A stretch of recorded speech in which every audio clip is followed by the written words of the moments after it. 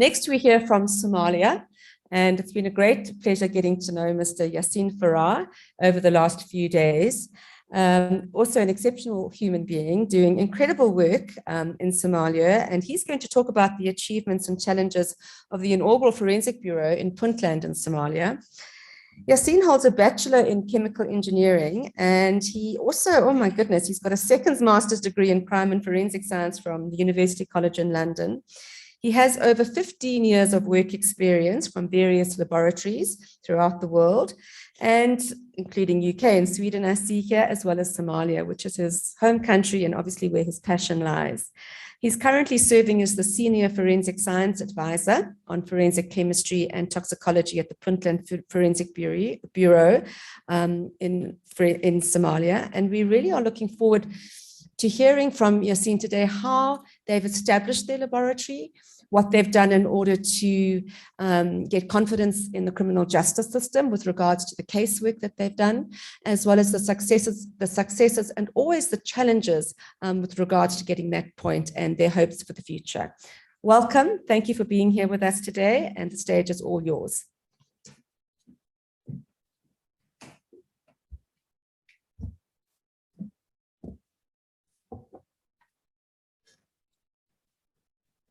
Good morning. Thank you, Vanessa, for those kind words. It is a great pleasure to be here to participate in the second Forensic DNA for Africa conference here in Nairobi. Thank you, Vanessa. Thank you, DNA for Africa team. Thank you, ICRC, for inviting us and for including Somalia in this conference. So thank you again. My presentation, as you can see here in slides, relates to the DNA forensic practices in Puntland, the achievements we've had so far, the challenges, and the transformation we've had through the justice system in Somalia. This is a brief outline, and so let's go through. In 2016, in August, the regional parliament in Puntland enacted a law combating sexual offense. Sadly, sexual offense is a widespread crime in Somalia. And as you can see highlighted there, when they enacted this law, there was a specific demand and call for to create a forensic bureau in order to generate scientific results to bring justice to criminals who commit these horrendous crimes. At the time in Somalia, largely crimes related to sexual assault remained unprosecuted, simply because of the fact there were no scientific proof linking these criminals to the horrific crimes they've committed. So a year later, in 2017, officially, the first forensic bureau in Somalia was opened. It was established with a generous donation from the Swedish government to the Puntland state. And this donation was facilitated by United Nations Population Fund, UNFPA. And that was the first pictures of the opening day. Some in the middle pictures, you can see some of our scientists, 3 male scientists. And Dr. Shira, some of you might have met him, demonstrating laboratory work. Dr. Shira is a wonderful leader and a great scientist. So happy to be part of his team. This is the procedure the Bureau had to go through in order to become a government entity. Through Establishment Act, it has to be approved through the Council of Ministers in the state of Puntland. It was later approved by the Parliament, and later on it was signed off by the President of the Governor, in this case, it will be of Puntland state of Somalia. And finally, when that process was done, it was distributed in the official gazette. So we became an official government entity. Of course, this is a scientific institution, so policies and multiple operating procedures were created to facilitate the work, both the admin and the scientific work. And this is how our laboratory looked like in 2017 when we opened it, quite empty. Of course, the vision, the mission, and mandate were solid from the beginning. And the mandate was providing credible and reliable forensic science evidence to police investigations and to support the justice system. In our short existence, we've achieved a few landmarks. And one of the first landmark cases we've had was back in 2019, May. This is how the world media reported this case. This was the first time Somalia used DNA evidence to convict criminals who committed a rape and a murder of a 12-year-old girl. And without the DNA evidence, the family of the victim wouldn't have not received justice. So this is a clear manifestation of how DNA forensic typing, DNA typing has transformed the justice system in Somalia. This is our laboratory. I showed you earlier a slide showing an empty laboratory with the 3 analysts and Dr. Shire. Step by step, we procured the required and the necessary instruments. We've recruited personnel, and now we have a fully functioning, fully equipped DNA forensic laboratory, as you can see there. Since we are the first forensic bureau in Somalia, we also a history-making forensic bureau. And one of the first things is the first time DNA profiling was done inside of Somalia. It was done in Garowe, the regional capital of Puntland state. And this was done in February 2020, specifically 25th of February. And this is the tweet we marked, the occasion we celebrated, and specific, as you can see there. And we are thankful to Africa Biosystems, who are a key partner in this achievement, particularly and always represented highly by Mr. William Shega. So thank you, and we hope and we look forward. And we look forward to achieving many more milestones. This is the first DNA profile inside Somalia. It's one of our scientists that we've conducted, and we've calculated the random match probability to 1 in 115 septillion.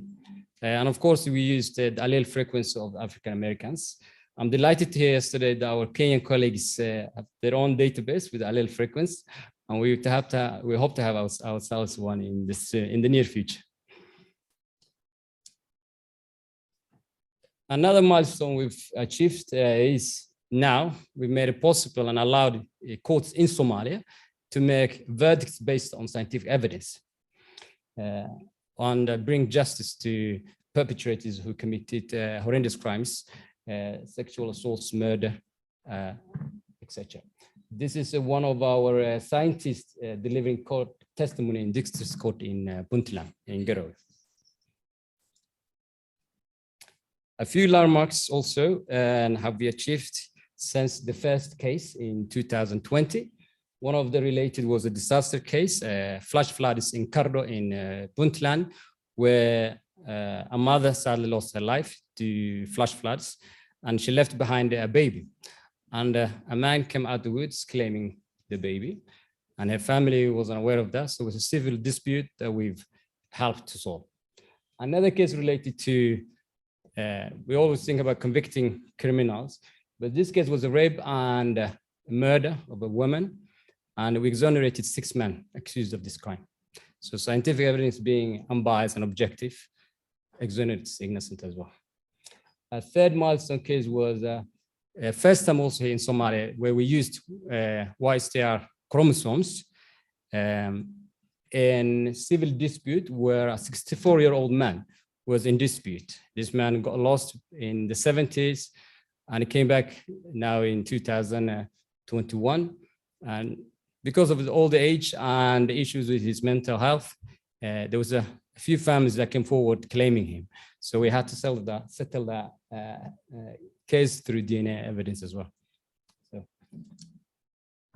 of course, it's not all achievements. Being an assessment and emerging forensic bureau in a country recovering from a long and devastating civil war has its challenges. And one of the challenges is the collapse of our institutions in Somalia. And this led to a considerable brain drain among law enforcement officers. And in this case, the consequence is we often receive countless samples where proper sample collection, proper crimes investigation hasn't been done. And this is due to personnel lacking proper forensic training and sample handling. And to address this, we had to start delivering forensic training in crimes investigation, sample collection in Somalia, in Puntland and wider Somalia. Some of the pictures here, some of our scientists delivering those training to forensic scientists. So this is one of the challenges we're trying to address, having proper chain of custody, proper sample handling in place. Another challenge we've had is transportation. We have a limited transportation routes to Somalia due to the instability.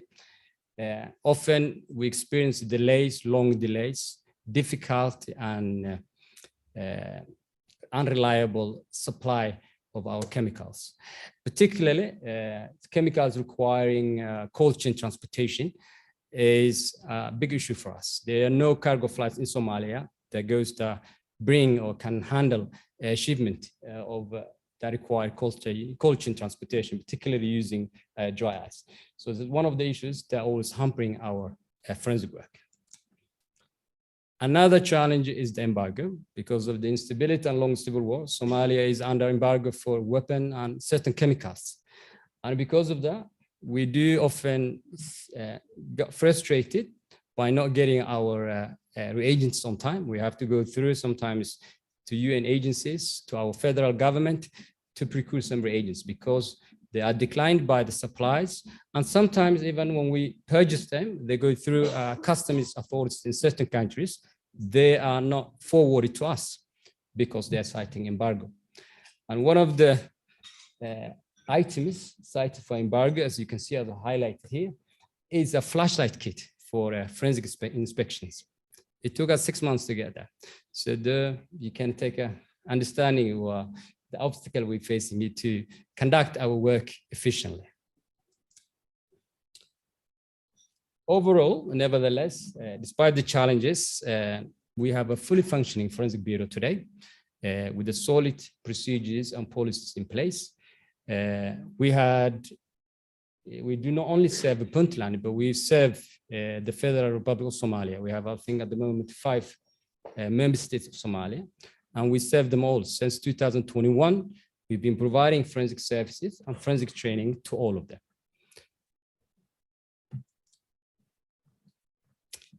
And to sum up, the transformation that we've achieved through DNA forensic testing in Somalia is highlighted here. We generate DNA results for criminal cases and civil cases. These scientific results are utilized by the prosecuting agency, the Attorney General, both in Puntland and wider Somalia. The judges apply scientific evidence while reaching their verdict today in Somalia, which hasn't happened in the past.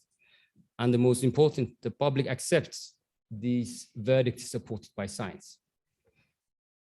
And a particular last point here, the trust of the public in science shown by the research we have conducted is something that is very important to us. Our bureau intend to keep that trust full in place by generating genuine, credible, reliable forensic science evidence every time. Thank you.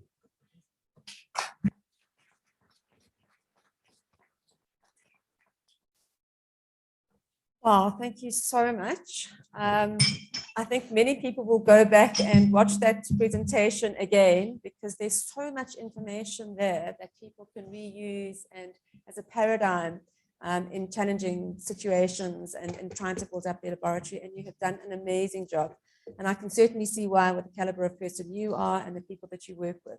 And I think one of the key things that I picked up there is a call to Africans throughout the world who have gone and done further work in terms of their forensic science career. Come back to Africa, bring your skills back. Let's work together. Let's empower ourselves in order to really build capacity and infrastructure like you've done in Somalia. One of the questions that has come through is, do you think a paradigm for foreign investment could work in other countries? Because it seems like you had funding from Sweden, as you presented. And funding is always an issue within Africa. And it's not that we don't have the expertise or the skills or the passion, but it's often all about funding. Could you maybe share a little bit more about, or I know it's a big question, how do you go about that? What's a recommendation in terms of calling for foreign investment to helping build infrastructures like you have done throughout Africa? Thank you, Vanessa. Thank you for the kind words. The important thing is to get investment from our side is to have a specific issue that's targeted, that is clear. And I think when you can show the progress, we showed tangible progress in our case, it's easier, I think, to get the funding.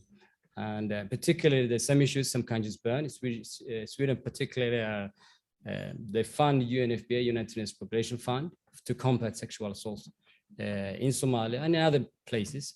And in particular, when we've aiming here to start forensic bureau that will be part of this war or fight against sexual assault and gender-based violence, they saw an opportunity there. They could invest particularly in them.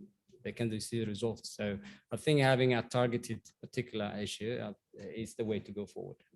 I hope. Right? Yes, yes. Well, thank you. And I'm sure people will be able to reach out to you and if they have any questions. Are there any questions from the audience that you'd like to ask Mr. Yasin Farah? No, there's an opportunity here, maybe a tea. Thank you so much.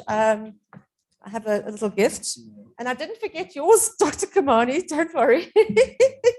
I just forgot to mention, yes. In the first case, our landmark case, we cooperated with the Cambridge, Kenyan Medical Research Institution, to get that case, because our laboratory at the time was not fully functioning. So need to mention that. So we're still cooperating with Cambridge. So thank you. Thank you so much.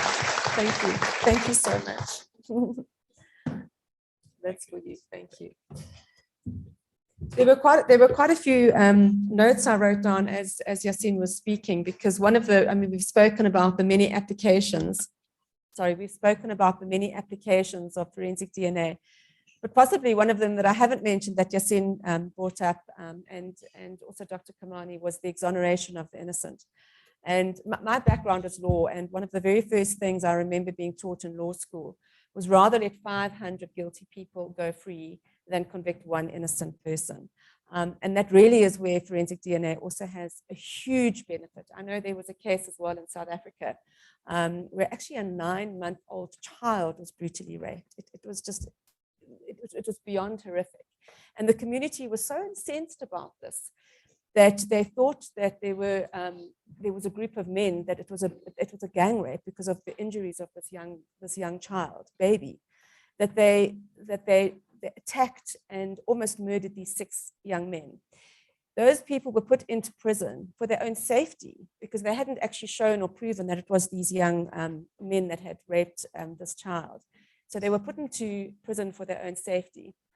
In the meantime, they managed to get a DNA profile of this baby who did survive, and they were able to assist her. And they found that not one of the DNA profiles taken from the 6 men who were going to be attacked and murdered matched that of the profile found on the baby.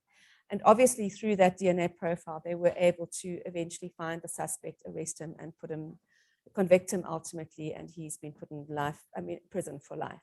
So that just shows you that 6 men could have been lost their lives, and in fact they were innocent. But the long-term effect of that was also brutal because the community, they lost face in terms of the community. So let's never forget the importance of that, when we're talking about crime resolution and identification. The other important point that you brought up was the allele frequency database. And I know in South Africa, we have an allele frequency database, and it's such an important aspect to have in terms of all the countries. And I hope that all the countries that are working in Africa in building up their forensic capacity, don't forget that an allele frequency database is so important in order to have representation in your own communities. And I know that there's lots of research and funding money that can assist with that too. And William, where are you? William, the hero there. Anybody here who's from outside of Kenya, I know that William Chege from African Biosystems would love to speak to you in terms of trying to assist you in helping build up your laboratory too, as has been done in the other communities. So that brings us to tea. And I think that if we can come back just before 11, would that be okay? So that we can start promptly. Please use this opportunity to meet new colleagues, to speak to the presenters, to ask your questions. Thank you to the virtual audience. I hope you have a good little break, but please do come back and we'll see you just before 11. Thank you.